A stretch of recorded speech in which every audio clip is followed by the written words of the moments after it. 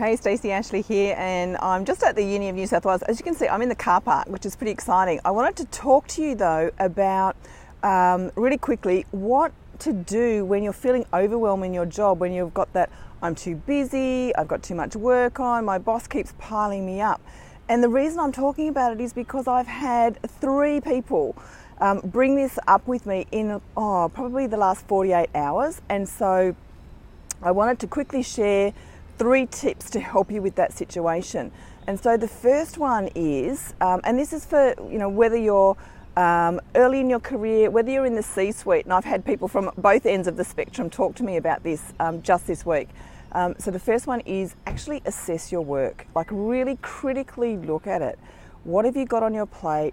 What is the priority? And by priority, I'm not just talking about urgency, I'm also talking about the impact, the difference that it actually makes. So that's the first thing, critically assess it. And if you want to use something like the time management matrix from Stephen Covey, once you've done the assessment and you know what your most impactful work is, the second thing you need to do is to get organised. And what does that mean? That's about making decisions. So what are the decisions that you need to make? What needs to get deleted off the list? It doesn't make an impact, so get rid of it.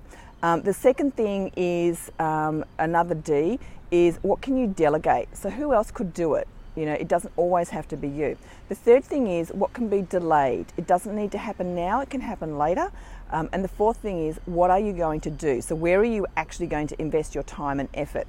And on the things that you have chosen to do, then you need to put them in your diary. So allocate time. That's what I mean by getting organised. So number 1, assess, understand all of your work. The second one is to get organised, make the decisions about it.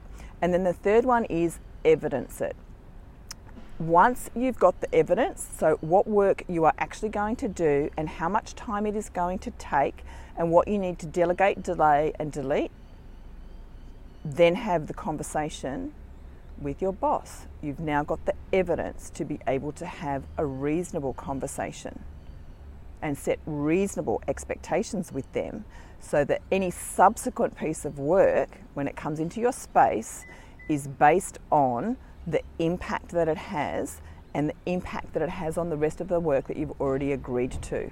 So if I take this new piece of work in, then something will happen to this previously existing piece of work. Yeah? So you've got the evidence rather than just saying, oh, I'm too busy. Like, you have to evidence it so you can have a proper conversation. So number 1, assess. Number 2 is get organised. And number 3 is evidence. And then have the conversation. Good luck, and I'd love to hear how you go.